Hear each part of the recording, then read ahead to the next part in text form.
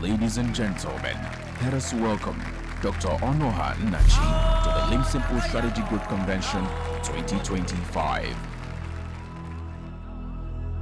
I want to center this conversation on what I call the 3 C's of entrepreneurship. It is a power that is beyond your imagination. C number 1, you must have a very strong convincing power. You cannot call yourself an entrepreneur where your convincing power is not as strong as it should be. How about your team members? No matter the vision you have, there's what we call vision infusion. If you cannot infuse that vision into them, the vision dies with you. There are some convincing efforts you do. You are trying to save a generation that would have collapsed. Then the second character that you must carry as an entrepreneur is you must be able to build collaboration. When you hire people, don't look at them as staff. When you look at them as collaborative partners, don't hire who can do what you can do. Hire who can do what you cannot do. Some of us have done great transactions out of collaboration. The person you may be looking up to may not be the one that has the door to what you're looking for. It may be the least expected. The last one that you need to think about is your conscience. If your conscience does not give you the right answer, don't do it. If you don't learn when to cut off the bridge of your next phase of life, you get stuck in that place. No matter how sweet it is, no matter how good you think it may be doing. It's an absolute pleasure to have you, Dr. Onuoha, on the LIMBsimple Podcast. Thank you. Thank you so much. Now, if you're, watching us and you're not at the convention, you have probably just missed what is supposed to be the best session at the convention. And Dr. Onuoha is a finance expert, an economist, and a business builder. And what I mean by that is that he's a capital market operator. And what I want him to talk to us essentially is about how you are going to be able to position your business, first off, and how you as a CEO and entrepreneur can build a team that replicates the vision that you have for your company. So thank you so much again for joining me. So during this session, you mentioned the importance of vision fusion as an entrepreneur. So what I wanted to talk about first would be how can we effectively develop the skills required to communicate the vision that entrepreneurs have to the people that work for them? Because I believe that when an entrepreneur sets out or a CEO sets out to, start a business, he's probably trying to solve a problem or he's trying to generate employment for, people around him. But he got that vision alone. How do you tell that vision to the people that work for you and get it so inculcated in them that it becomes a part of the things that wakes them up in the morning and drives them to do the work that you do? Okay. I'll take it from the point of an entrepreneur where you have a vision and you want to drive it down. Just first understand that in a vision, there are strategic portions of it and there are operational portions of it. Mm-hmm. Those that are key to you for the continuity of that is those that can be part of the strategic vision of it. So the operationals are routine things where anybody can come in and you train them and they will do that. So the individual must first have that quality. And the first quality you look for strategic team is ability to think outside the box, ability to imagine things and chase it. And you look at that quality, you also look at the quality of the individuals being able to adapt, the adaptability of that in individual. Because in the strategic vision you have, it's like life. Mm. Nobody has a manuscript of his life. Sure. God only has a manuscript. So we all live it and we'll keep playing. But so God has a strategic vision of our life. Mm-hmm. You don't have it.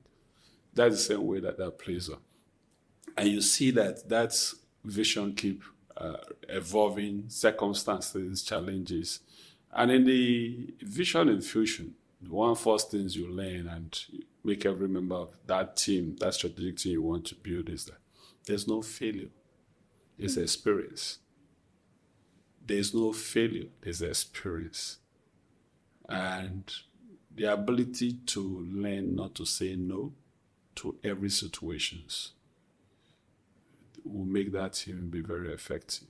You just don't give up and say because you met a challenge. Challenge is part of life, and you must learn how to conquer them. If I lose getting this building as a hotel, I was asked, what am I settling for? So you must settle for something. So in strategic planning, you aim for the sky and even above the sky, so that if you fall 1,000 feet below the ground, you're still safe in your planning. So how many of those people can think that way and do that way? And that's the only way. And the vision is the vision is always in the direction of 1, a sector, 2, a service, 3, a process. Once a sector, you cannot bring someone who is not interested in fashion sector and automatically believe that he will be interested in your strategic vision. Sorry about it. I agree. So you must first agree. Does this person has interest in this sector? If the interest is there, then you can move to the next stage. But if the interest is not there, there's no passion for that thing. So the person once the interest is there, it becomes easier to infuse your thought. Okay, this sector. Like when I threw that challenge to them, like, give me a business there. All we have across Nigeria, we don't have up to 10 garment factories in Nigeria. We have tailors and fashion houses. I agree. The world doesn't survive. There's no economy in fashion house. There's no economy in tailoring. It is just self-sustainability that is in tailoring, as in fashion house. But there's economy in garment factories. So the ability to say, okay, I'm into fashion, but our target, our vision is to build a big garment factory. So we have to evolve from this stage to this stage to this stage. So if that person is not interested in fashion before, there's nothing he's going to do about it. So thank you so much. I mean, I think like what I really took from what you said is the fact that when CEOs hire, they first off hire people that are available, people that can do the daily operational tasks, involved in a company. And then if a company is really going to grow and, move with the vision of the CEO, then the company has to now start to hire, or be in particular about people that are strategically positioned. You can't get everybody to be strategic positions. If you have 20, 30%, you're lucky. If you get 30%, you just go and celebrate. But you need at least minimum of 20%. Okay. Once you have a workforce, let's say you have a workforce of 20. Okay. 20% of that, you're only looking at about 4 or 5 of them. That's all. Yeah. Once you have that, they can now imbibe that culture. They can drive the rest with you. You need those that once they're in the table and you say, let's run, they'll ask you how far. So anybody thinking you can get everybody to be on that page with you, it's not possible. I mean, and you have to pay attention with. Not everybody is hungry for success, though. Not everybody. Oh, true. Just understand that. True. Allow people to be where they have limited themselves to be. You can't force them. I have given somebody fund to start up a business. We discussed it. I created a business idea. When the business phase, do you know what he told me? Where? You are the one that came up with the idea. After all, I never asked for it. So, so you what? Just don't. You just don't. I mean, this takes me to my next question, right? I feel like the climate for business in Nigeria is a little stiff. And it's stiff because sometimes the skills required to drive business growth in Nigeria is a lot different from what is required outside of the country. But what I want us to talk about... Because the point you need to pay is those that falls into that your category, you also look for honesty, blunt. True. If they're not with you, they say they're traveling next week, just know they told you that. You don't have to fight it. So if they have a different plan of what they want to do in the next 2 years, they say something came up, they'll be honest to tell you. Most of the things that make Nigerian business, when I hear people say living and not living and all those things, I no longer feel it because I've crossed that bridge. I'm just waiting if there's a scientific discovery that can read human minds. That is the first equipment I'll buy. Because you'll be talking to someone, he's listening to you and being part of you, but he's planning to do something different. You know, I was having a conversation with someone yesterday. He's in the professional field. He's an architect. And he was hammering grossly about the brain drain that's happening in a lot of the professional spaces in Nigeria, right? And so what I want us to talk about, and that also got me to what you're saying. In his case, however, they let him know that they wanted to leave, which is good. Some people just hop and then leave. And then you come into your company at 2 weeks and there's nobody working for you. But I think that what I want us to talk about I had one experience. Talk to me about it. A young lady who spent 3 years plus training, sent her different courses. Even to a point, there was a time she entered all this one chance bus, they kidnapped her. We paid the ransom to rescue her. It didn't take off the year after she was rescued at that. The company laptop was stolen and everything. It didn't take up to a year, she left. So there's no consciousness in that. If you come into my organization, I said, I know you can't stay here forever, but I want you to leave when you're living as a better person. Make sure you make your impact here that we can remember you. Oh, you said that too. And then you send them away as disciples. Yes, disciples go somewhere and I feel very comfortable. And I have them in different places. I don't consider you left. I just open up an office somewhere.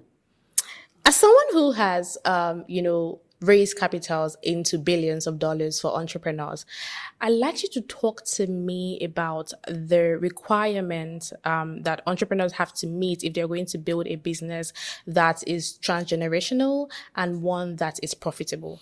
I don't want to look at transgenerational business. Let's first talk about successful business. The question is, what makes other businesses across the globe succeed? Level of mentorship. The typical Nigerians wants to just start a business and believe he knows it all. He doesn't go for training. He doesn't attend this. He doesn't do that. He doesn't subject himself to mentorship. But those people you see that are entrepreneurs across the globe, those young ones, they spend money to go for training. You know what? They don't want to learn from their own experience. They want to learn from others' experience. Yes. Instead of you to wait for your own experience where you can lose money, pay 1% of that to gain that experience from someone else who has lost that money before, not you. I agree. So you just sit there and feel they know it. And mostly the young generation that are into fintech, because you can lock yourself into one room and write one code and write one program, you think you're an entrepreneur. You're not. You're just a damn programmer. You're not. When I analyze fintech business, I tell them, the cost of your software is 10% of the business. And the cost of that software that you're carrying and feeling you have something is 10% of the business. Do you know that is 10% of the business. 30% of the business is on regulatory and licensing. Okay. Then 60% of it is on promotional. So you only have 10% and you're making the noise like you have something that the world needs. You don't have anything the world needs. Do you know how many people have developed softwares and applications that are lying in their wardrobe doing nothing? There are so many. Some of them can't get a license to back it up now. So you don't have anything. I mean, I totally agree with you. I think that people in fintech are so focused on building a product and solving a problem that they don't go outside to check, is this actually a problem that I'm really trying to solve? Is there a market for this product that I have spent months and years and money into building? Most of them, I deal with them when they come for venture capital funding or private equity funding. Okay. I tell you, what have you developed? I can't see the value. It's useless. I'll tell you. In your present, I open something and I bring you this same application that has been developed. It's open in the market as open source. I can take it from there. So you've not told me something unique. So why am I putting money in that? Why? Okay, so I think that my last question then would be around raising funds, right? And I'm also going to ask this question too, if we're able to have a panel session, right? What is the blueprint you would say for businesses that are trying to raise funds? The first question you ask is, do they really need our fund? Ooh. Let's be honest about it. Okay, I agree. Don't mind them. They are shouting they want to raise funds. Do they really need it? Tell them to write a justification of what they want to do. They can't. If you want to raise fund, first, you give us justification of what you want to raise the fund. You give the economic implication of what that fund would do. You give us the revenue, what that revenue can do. Tell them to give me this 3 part, they will fail. Nothing. They just say, I need fund, You're looking for fund to support your lifestyle. You don't really need fund for the business expansion. Some of them wants to buy a house in Ikoyi or this. This is what they need it for. And people like us look at them and laugh. Tell me what you need this fund for. They can't really tell you. And even tell me the impact of this fund, because the fund you're getting is not donor fund. You have to pay it back. So the business must be successful. Where's the revenue stream if you put this fund? Previously, what is your own revenue stream that you've made with the little one you did? How much money of your If own I cannot see your revenue stream, somebody will just come, oh, my business is worth $2 million. I'm looking for $5 million. Okay. Can we do an evaluation of this, your $2 million business? Ask where the $2 million that you tell you sweat equity. I'll just look at you and say, my friend. If you don't leave my office. Just give me a break. So the realities is always realities. Okay. You know, if you can do an evaluation of your business and show your revenue stream, what you've been doing and turning over. Like, let me give an example. The woman that does the fish business. I own a fish farm. Oh, wow. A very big fish farm in my state capital. Very big fish farm. As of today, we have over 30,000 there doing well and all that. So at every month, they generate about 5,000 to the market. So and the people run it. If you say you have a fish farm like this one I just described to you, 30,000, and it's okay. This 30,000, we sell 1,000, 5,000 every month. This is the revenue we make for it. This is our operation. We can show you that. It's okay. We want to move from doing 30,000 to do 2 million. You do a projection. If 30,000 can give me 10 naira, it means 2 million will give me 10 naira times 2 million. You see it. Then you now build the expensive where you want to spend the money and building more ponds and getting more feed supply and building feed processing and building hatcheries. The person will see it. You now know, what am I funding? I'm funding the ponds. I'm funding your hatchery. I'm funding your water. The items will be known. It's clear. And once it is known, it's okay. Even if he doesn't want to give you the fund, to show whether you're serious, it's okay. Go and get me who will build the ponds for you. I'll pay the person direct. Go and get me who will build your hatchery. I'll pay direct. Go and get me your feed supply. I'll pay the feed supply direct. But they want you to credit my account with that money. So it's not really that thing you want to do. It's a lavish lifestyle. It's a lifestyle. Oh my God. You know, this fight of I've arrived, I've made it, my time has come. Can we back it up with realities? And that is important. So, and at the level where we are, it's easy for me to see through the lens and tell you, bro, you know you're in the street, I'm in the street. This could work. Oh my God, thank you. Thank you so much for the actual realistic response to that. I think that my final question then would be, first of all, I was in Abuja when Mr. Ezekiel had the meeting with you. Okay. And I think that you're an incredible person. The fact that you're passionate about helping entrepreneurs, the fact that you're passionate about helping people understand exactly what they need to do to actually grow their business is very commendable.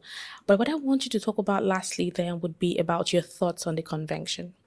Right. What do you think that over the course of time, the LIMBsimple Strategy Growth Convention, one, and LIMBsimple as a brand, would be able to do within the business climate in Nigeria and, by extension, Africa? That's a tough one. And I mentioned a few things to Ezekiel. I say, hey, I can give you the necessary support. We can build a venture that lasts. I'm a private equity person. I do know. I'm a venture capital person. So let me see the business and see the look. The easiest thing for me to do is to raise capital. That's the easiest thing. Look at that. People have money. They are looking for where to put it. Show them justification. You just saw the example like I told the man. I said, what do you need the money? You don't need to know. Where you put it, you don't need to know. There's only one thing you need to know. What is going to give you back? Because where I'm putting it is none of your business. You're not going to be running it. What I'm going to do with it is none of your business. But just know that your 10 naira will give you 12 naira. That's a simple thing. And you have this money in a commercial bank who doesn't give you the same 12 naira. So I'm giving you a better offer. But the only point is that you feel like you're running a risk. And I've mitigated that risk. That's why we are licensed by CBN and licensed by Securities and Exchange Commission. So the regulatory body is my license to collect that money from you. I like that. Thank you so much for your time. Thank you. And I'm very sure that if you're listening to this, you must have found impeccable value from the last maybe 10, 15 minutes of our conversation. I look forward to having you, maybe in a 1 hour conversation where we really dial in on the blueprint for raising funds and for building sustainable businesses in Nigeria. Thank you so much for your time. Thank you.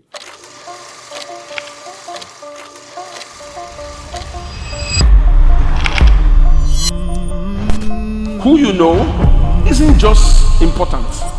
What's important is who knows you and what they think about you.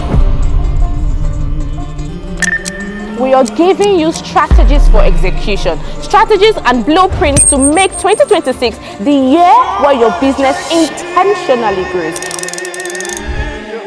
Are you ready for the unthinkable? You can never become what you are not, which means you have to be it before you become it. Any change you want must happen internally first. The thing that you want to become, you must become it internally first. We can hand you the best strategy playbook in the world. We can even give you all the best strategies in the world. You would deliver who and what you think you are.